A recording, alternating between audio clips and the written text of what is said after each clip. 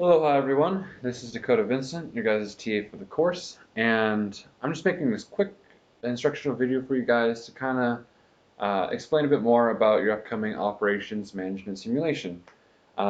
This video is not really a replacement for you guys to read through all the instructions, so if you guys haven't done so yet, please pause the video right now, read through all the instructions, and then resume it again once you guys have done so. But now that you guys have read through all the instructions, there's just two things I really want to highlight. One, this simulation is going to go over the next 2 weeks. So you'll have week one, which is this week. That's where you're going to be planning a lot of your strategy kind of for the simulation. That's where you allocate projects, you assign people to the projects, you calculate their costs, and all that other stuff that we'll get into just in a sec. And two, the big focus of this assignment is these three items right here. One, you're able to get all of the projects done by the end of the simulation year. Two, your company manages to stay out of debt. And three, you have properly managed and scheduled your employees' work. Now, our hope is that by specifically highlighting these three aspects, you're going to get a good idea in a really simplified manner of what kind of real-world companies go through when they have to manage all the different kinds of resources that they have at once. Now, there's so many resources that real companies go through. We're just going to make it really simple and just focus on these three aspects of it. But with that, let's go ahead and jump right in, and let's start off with getting to know your business. So first and foremost, there's two worksheets that you guys will be working out of. There's this management resource allocation worksheet, and then there's this resource allocation template. Now these two items are what you guys are going to be turning in each week of the simulation. So it's really important that you guys get them all filled out, and I'll show you how in just a second. But yeah, just really focus on getting this completely filled out and submitted in. First and foremost, let's go ahead and get to well, I'm going to explain to you guys that you guys are the chief operations officer of this small business consulting firm. So go ahead, go into your management resource allocation worksheet, put your name here in this as the COO, and then right here you're going to put your company's name. Again, it can be whatever you want. It's just a bit of added flair to the assignment to kind of make this your own. And then right here, you're going to include the link to your resource allocation template in this section here, so we can get to it easily. Starting off, you have your salary managers. These is Tim, Jessica, and Samantha.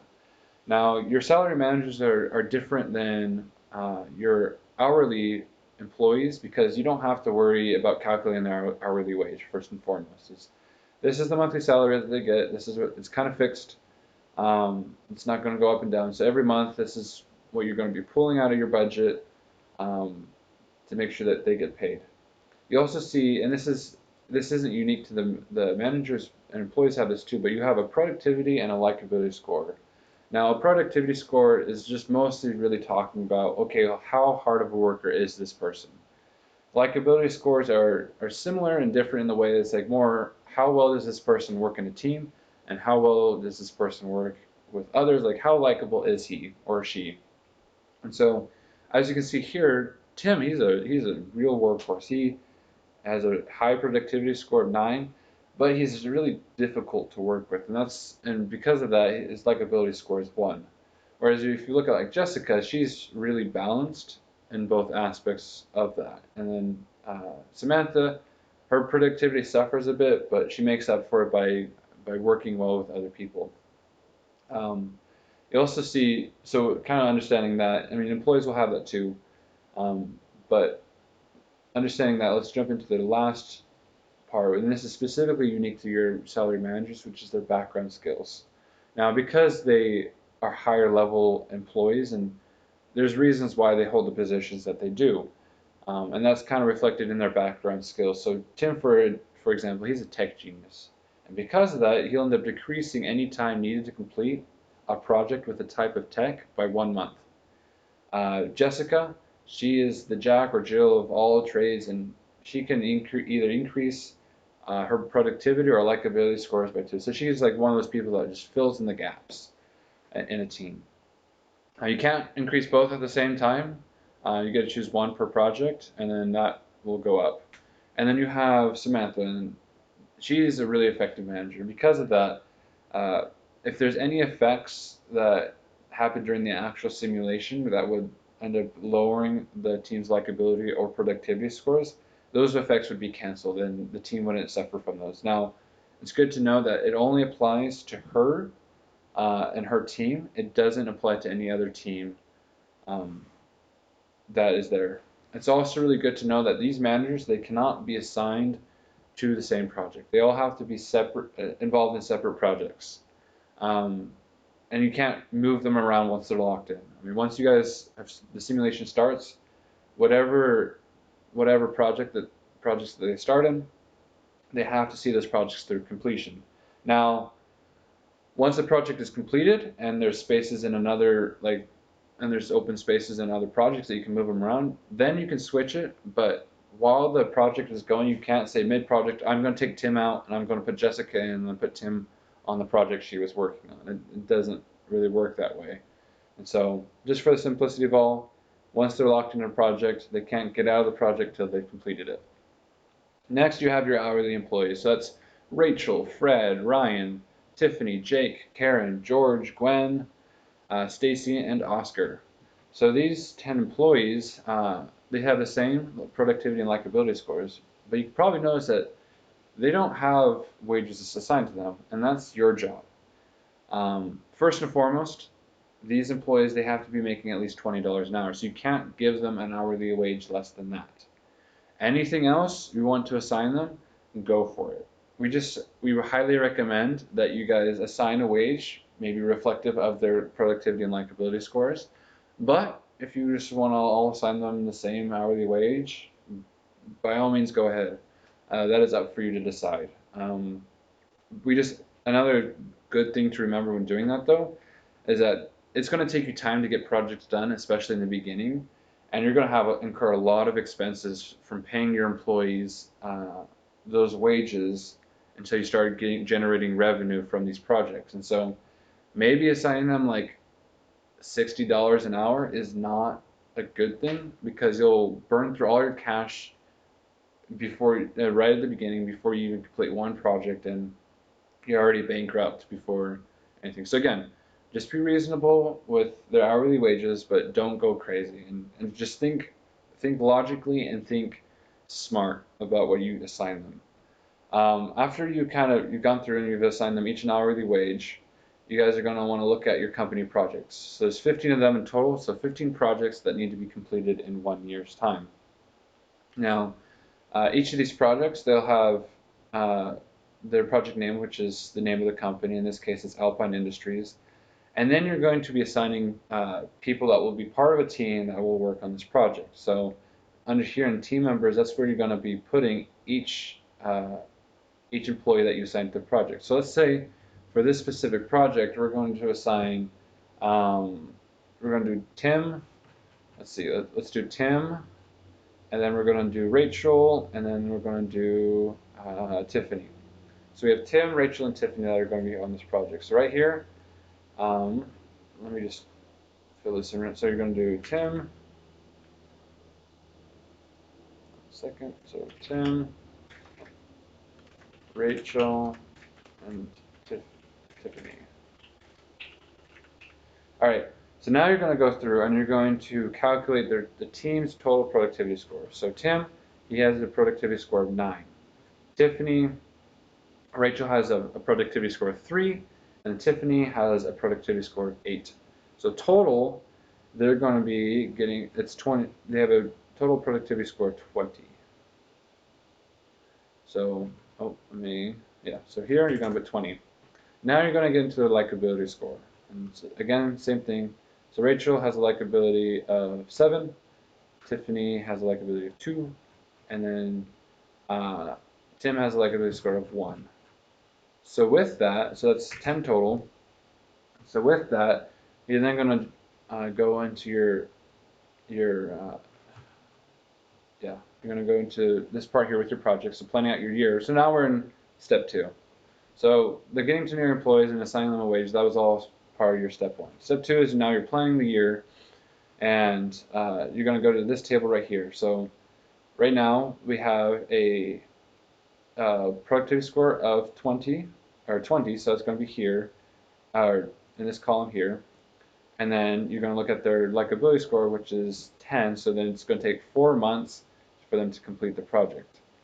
A good note to remember is that if any projects that have maybe a score of 1 through 10 on both productivity and likability, that project is a project failure. It doesn't matter what you do or what the employees, it doesn't matter how hard they work, it doesn't matter how good of a team they try to be, they just don't have the ability to complete that project with those scores. So automatically that project is going to fail, and you're going to have to move people around, you're going to have to reassign people to that project to make sure that it gets done. So right now, it's going to take 4 months for them to complete this project. So for the completion time, go ahead and put 4 months. And now it's time to calculate the project cost. So this cost is really, it's just, you're going to be following this simple equation. So you're going to take your total employees' hourly wage, let's say with Tiffany and with Jessica, or I said Rachel and Tiffany, let's say I signed them both $20 an hour. So you're going to, the total employees' hourly wage would be $40 an hour, because that's both Tiffany, the wages of Tiffany and Rachel put together. If there's more people on the team, you're going to do that. And then you're going to multiply that by 40, so that's assuming that they work 40 hours a week. And then you're going to multiply that by 4, which gives you the total monthly employee cost for that project. And then you're going to go and you're going to add your manager's monthly salary, if applicable. Now, you don't always have to have a manager on a team. There's only 3 of them, and if you want to do, like, say, 5 projects at a time, that's fine. So you only add your manager's salary if it's applicable. And then you're going to multiply that total by the completion time. And whatever number that gives you, you're going to put it in right here as the project cost. So let's just say for now, this project is going to cost them $20,000. Again, I didn't do the math. You guys want to do the math and make sure that that number's right. So now with all that information, you guys are going to jump into your resource allocation template. As you can see here, all the projects, and then here's your budget, your monthly budget. So going in real quick, you're going to take the company and you're going to assign it a color. This, again, it's any color. It's just more to help you guys visualize it as you go through.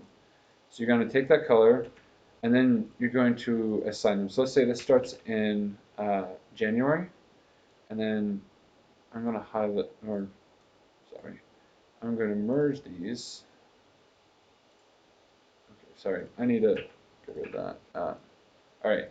Now I'm going to merge these columns together. So now it's all one column. And then you're going to assign each one, or the employees that are there. So we have Tim, Jessica, and Rachel. Oh no, not Jessica, sorry. Tim, Rachel, and Tiffany. All right, so here I've already made one mistake. See how, so you have the months at the top. This project right now, according to this timeline, is only stretching 3 months. And we calculated it would take 4 months to complete. And so this actually needs to be pushed into April. Oh, no, sorry. So I need to add April to that. So now that's a proper thing. So let's say quail, you're gonna, let's assign that a color of red. Let's say, just for example, quail only takes 3 months, so you're going to start in February, and then you're going to bring it into April. And then you're going to do red, and then you're going to put employees, and then you're going to assign your employees, right? So you're going to do each of those, assign it a color, and then put the employees, and make sure that you have the right timeline on each one. Now, for the costs, you're going to first put your manager's salary. So in this case, just for the Alpine Industries, I mean, obviously at the end, you're going to have the total amount of managers' salaries. But for now, it's $7,250 because we only have Tim, so I'm just going to make it really simple. Say $7,250. Employee wages is going to be this number right here, just the monthly employee cost. So let's see, $20 an hour or $40. Yeah, so 1,600 times 4, which is I hate doing math in my head. Hold on 1 second. Sorry. So we have 16 or let me move. Sorry. I'm going to move this over so you guys can see. So we have their both of them are making 20, so it's $40 total times 40 hours in a work week gives us that times 4, and so they have $6,400, and that's their total employee monthly cost. So here we're into $6,400, and now you have your overhead. Now overhead is just it's really simple. It's just the cost of kind of keeping the company going, like paying for things like rent, for water, for electricity, stuff like that. So these are fixed costs that will stay that way for the simulation. So you're not going to touch those, but these are probably going to vary. Again, this is the total, so it's for all the projects. That's their total employee wages right there. Yeah, so you have that, and then it'll give you your monthly total, and then you have your cash. Now, the project revenue is given to you the month after completion. So Alpine Industries, they'll give you $35,000 of project revenue, but the project finishes in April, so you don't get paid it till May. So right here in May, that's when you would put the 35,000 in revenue. So again, that's something you guys are got to be really careful about. That's why you probably want to try to stack people on projects to make sure you get some done earlier than others, and that way you're not bleeding dry until you get there. So these numbers would probably be applicable to the end of the project. Let's just say that for now. Again, these numbers will be influenced by total employees' wages and total manager salaries for all the projects together. And then you can see that you got 19,000, 19,000, 19,000, 19,000, and then you guys get 35,000, and then you have your monthly profit. So up until here, you start off with 250,000, so that's why you guys are fine there. And then you have you negative, or you have a negative monthly profit for these 3 months, and then you guys made $29,500 at the end. Hopefully your guys' sheet won't look like this, because you should be getting a lot more money from all the different projects. But yeah, you're just going to work that out through the year.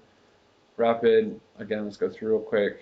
Green, and then let's say it's going to be our Q2 project, and we managed to get that down to 3 months.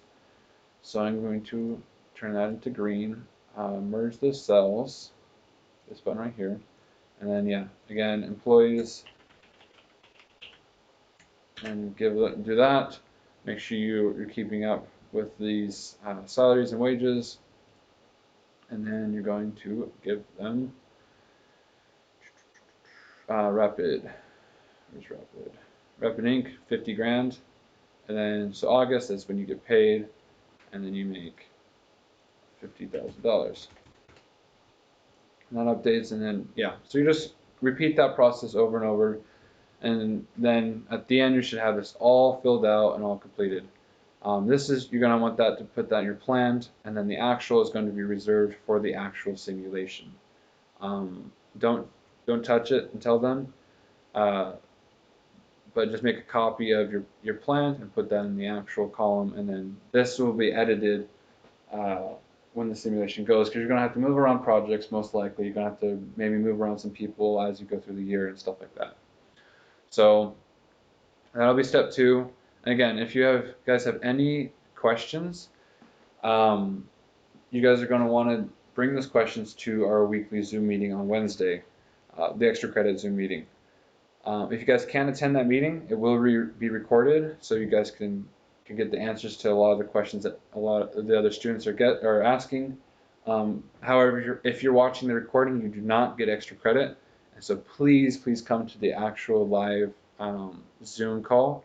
That way you can get extra credit, and then we can best answer your questions.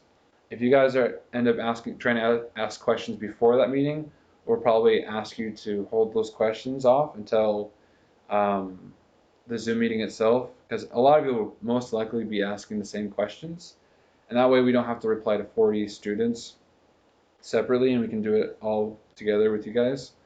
For those of you who might be watching the recording, if you guys still have some unanswered questions that weren't covered during the recorded Zoom meeting, feel free to send us a message on Canvas, and we'll help you out there. Keep your eyes open next week, because there will be daily updates for every part of the process, and so for every quarter, I should say. You guys will really want to pay attention to those, and I'm going to make another video next Monday to kind of explain that a bit better, to see, okay, well, how is the simulation going to work, and what do I need to do? And one last thing will be your step 3. So once you fill out all of these and you get them on your resource allocation template, you're going to have the step 3, which is your assessment of the process. And as Brother Wilson says, in this case, you guys are our oldest child. And like any oldest child, we mess up, and because we're learning. And so this is the first time we're doing a simulation of this kind of type. And so we really want to hear your feedback. So go through all these questions, answer them honestly, and let us know like kind of how it was good, how it was bad, what were your insights, and what was your reasoning, so that can help us do better in the following semesters. So thank you guys so much for watching this video. Good luck on your assignment.